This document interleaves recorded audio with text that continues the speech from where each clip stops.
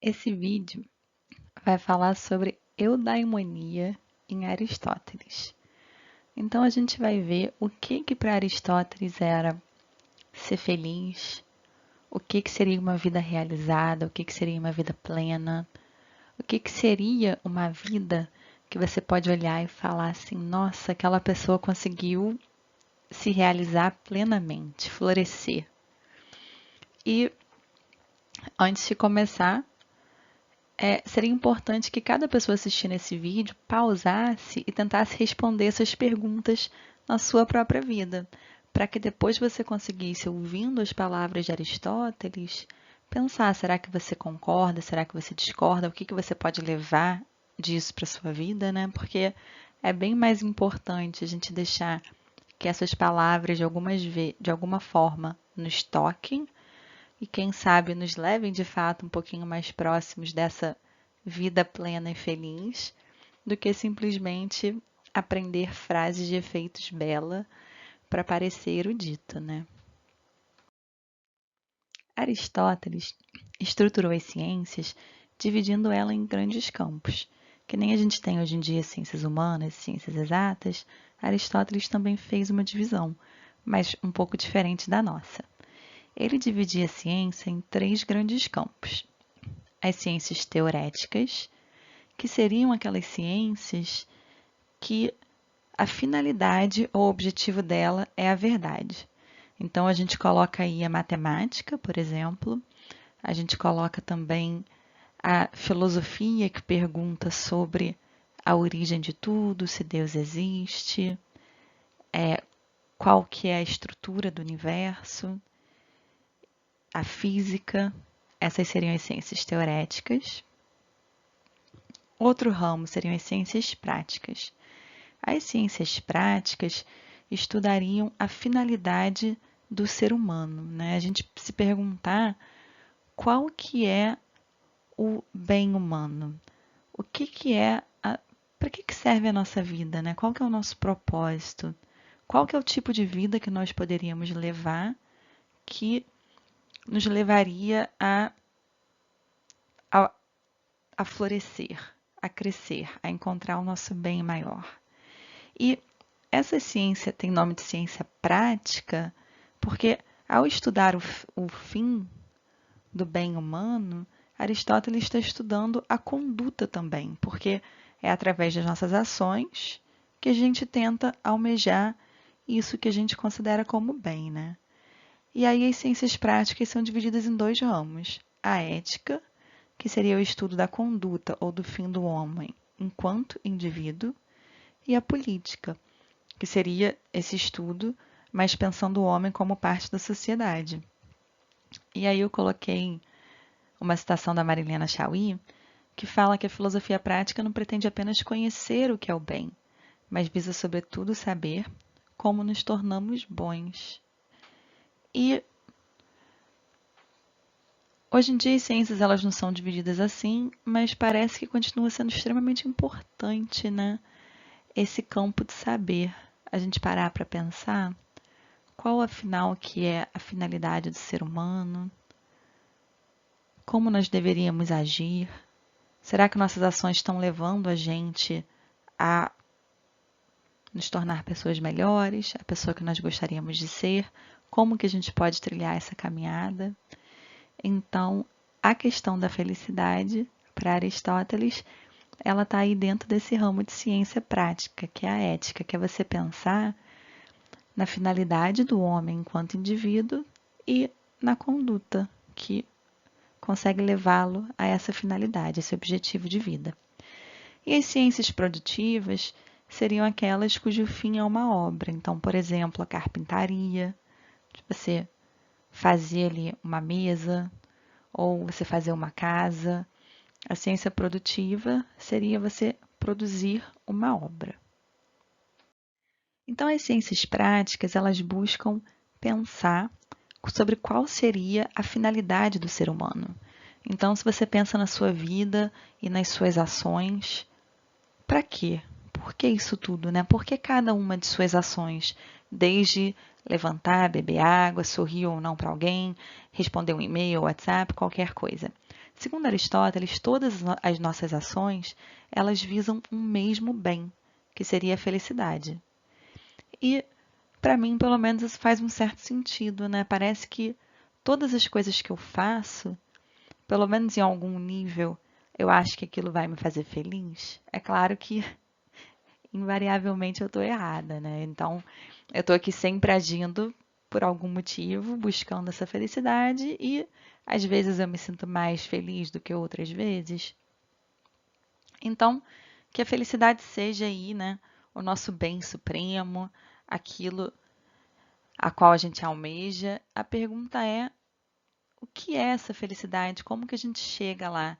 Como que as nossas ações podem então produzir essa tão almejada felicidade? Inúmeras vezes eu já perguntei para as minhas turmas o que é felicidade. E muitas pessoas respondem que felicidade seria ser muito rico, ou felicidade talvez fosse ser muito bem-sucedido, ter sucesso. Às vezes eles até dão um exemplo de um jogador de futebol, assim, poxa, ser feliz seria se eu conseguisse ser igual a esse jogador de futebol, rico e bem-sucedido. Ou alguns falam, principalmente quando a aula é 7 horas da manhã, ai, professora, ser feliz para mim agora seria estar deitadinha assim na minha cama. Ou quem está com fome muitas vezes fala, porque tá chegando aquele recreio que não chega nunca, né? Que felicidade seria estar fazendo aquele lanchinho gostoso. E uma coisa que Aristóteles fala que a felicidade não pode ser é justamente essa busca por prazer, também essa busca por riqueza e também essa busca por honra. Por quê? Porque quando a gente busca o prazer, a gente está, ou quando a gente vive uma vida almejando assim, a gente só vai ser feliz quando a gente está confortável, quando a gente está alimentado, quando a gente não está cansado, a gente acaba sendo escravo dessas coisas, né? Principalmente nós que somos os adultos, até alunos de ensino médio, eu acho que já tem isso, já sabe que na vida não é possível, com todas as coisas que nós queremos e desejamos, a gente simplesmente ficar dormindo no quentinho quanto tempo a gente quiser, parar o que a gente estiver fazendo para comer. E a pessoa que almejasse sempre o prazer acabaria se tornando escravo dele. E o mesmo vale pela riqueza. A riqueza pode até ser um meio para te ajudar a ser feliz, mas quando ela vira o objetivo da vida, você se torna escravo dessa riqueza, assim como a honra. Na época ele falava honra, mas hoje em dia eu acho que a gente pode transferir essa honra para esse sucesso que é atribuído a nós externamente. Talvez a gente poderia pensar, por exemplo, nas nossas quantidades de like no Instagram ou no Facebook. Eu, pelo menos, até fico meio um pouco mexida mesmo, né? Quando você faz uma postagem e todo mundo curte, ou você faz uma postagem e ninguém tá nem aí.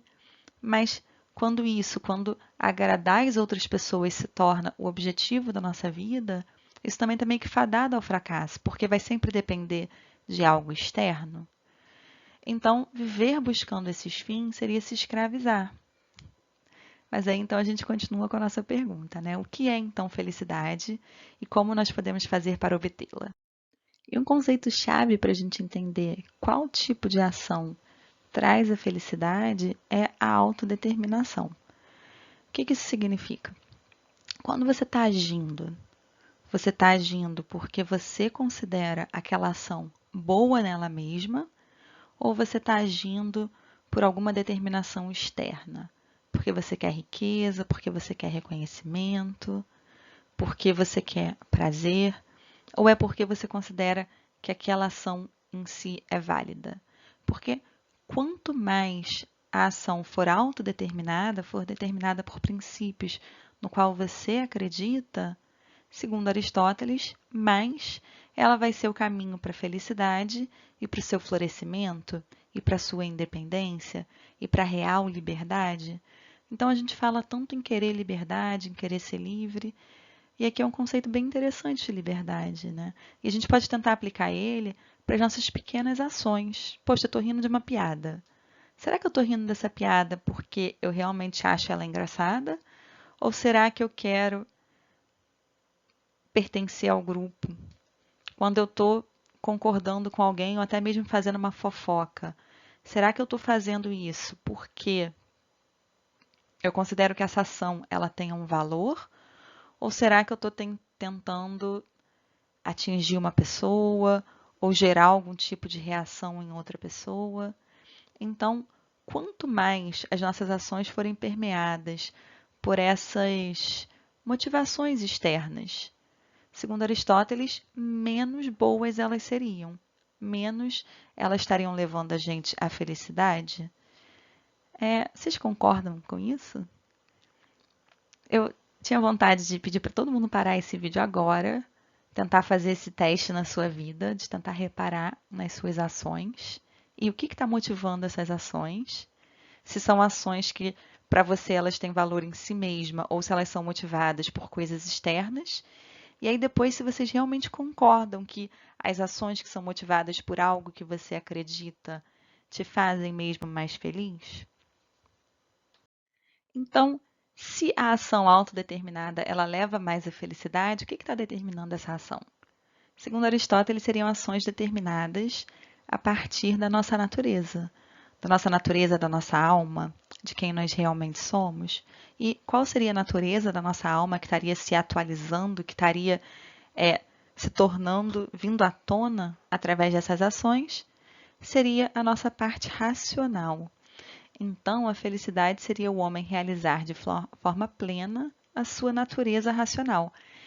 E nós, seres humanos, ainda mais nesse mundo de hoje, né, que tem tanta tecnologia, que a gente está tão afastado do mundo natural, quando a gente usa a palavra natureza, a gente imagina aquela coisa que está fora das nossas casas, fora do cimento, com o coelhinho pulando, as árvores, o riozinho. E a gente se imagina morando fora da natureza. Para Aristóteles isso era impensável. Para Aristóteles existia a physis, a natureza, que englobava tudo, incluindo a nós. Então nós também seríamos seres naturais que teríamos uma natureza, assim como uma mangueira tem a natureza de gerar mangas, uma roseira tem a natureza de gerar rosas, nós teríamos também uma natureza.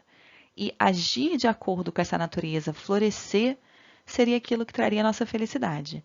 Como que a gente faria isso? Bom, a felicidade para Aristóteles não seria um sentimento subjetivo, ela se daria através dessas ações que estariam de acordo com a nossa alma, com essa parte racional da nossa alma, e quanto mais nós agíssemos de acordo com essa nossa natureza, mais nós também seríamos felizes. Então, a felicidade seria quase que como um resultado natural dessa nossa ação a partir do nosso eu, da nossa alma, né, de quem nós realmente somos.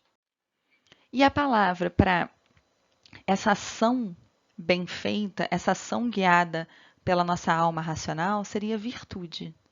E ele divide essas ações, essas virtudes, em dois grupos: as virtudes éticas e as virtudes dianéticas.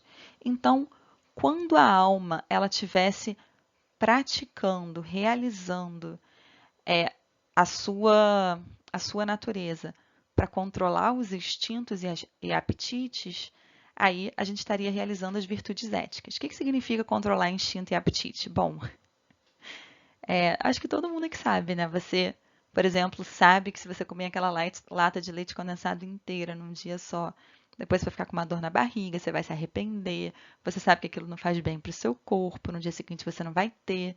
E aí você tem aquela vontade de fazer isso e uma parte sua fica assim, olha, isso não faça isso não vai te trazer felicidade, você não está agindo de acordo com a sua natureza.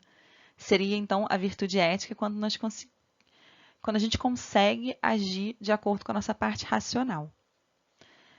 E as virtudes dianéticas seria a nossa alma racional, sendo racional, dirigindo essa racionalidade para o conhecimento de verdades. Então seria a contemplação do divino, a contemplação de verdades filosóficas. Então a gente teria aí esses dois meios para a felicidade, né? As virtudes éticas, que seriam essas ações da alma de acordo com a sua real natureza, e as virtudes dianéticas, que também seriam as ações da alma de acordo com a sua real natureza, mas uma seria controlando as ações do dia a dia, os instintos e os apetites, e a outra dirigindo essa racionalidade para o conhecimento das verdades. E a gente adora um livro de autoajuda, né? Alguma coisa que a gente vai ler e pensar assim, poxa, agora eu vou ser feliz para sempre.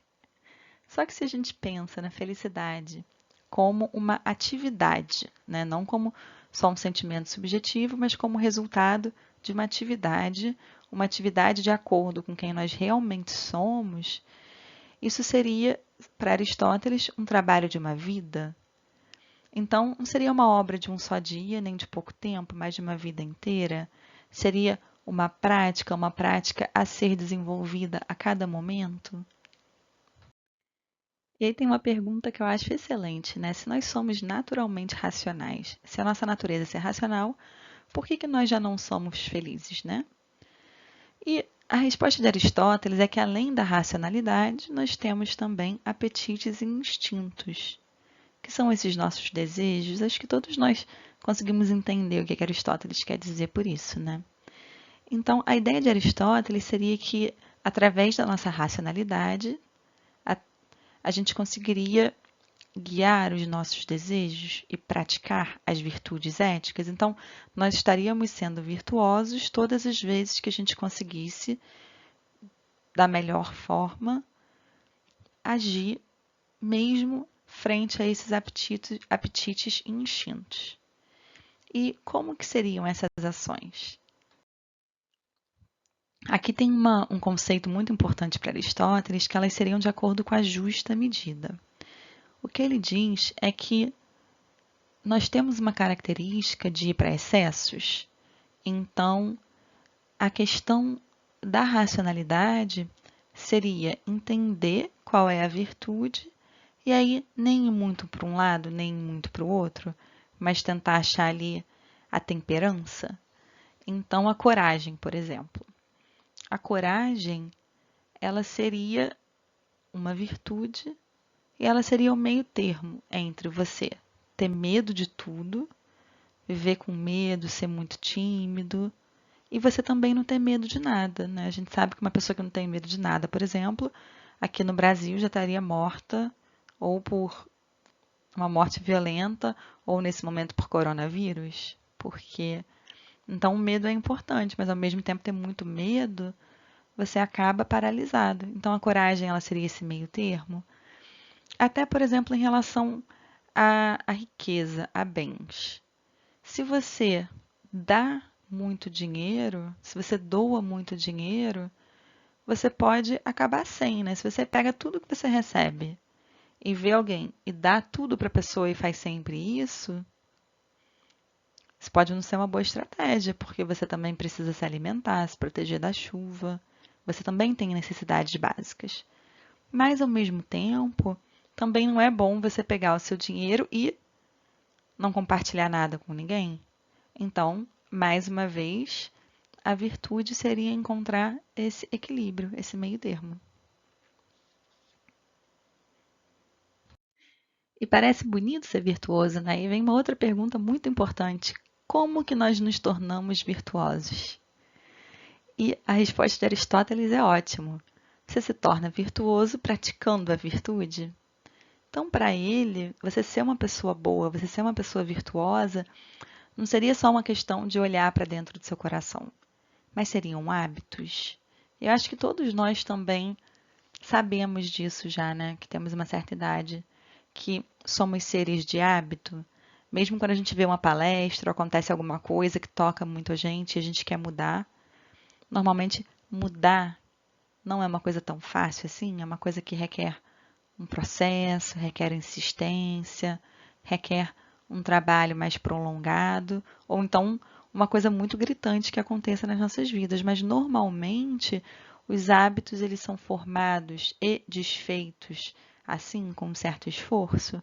Então, para Aristóteles, o papel da educação deveria ser ensinar as pessoas a criar esses bons hábitos.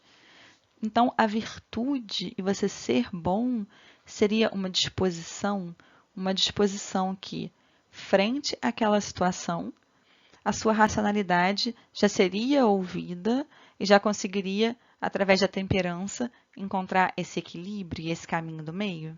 Mas a felicidade suprema mesmo para Aristóteles seria quando a nossa alma racional tivesse usando a sua racionalidade para contemplar as verdades. E essas virtudes são chamadas de as virtudes dianéticas, que seriam então essa perfeição da alma racional.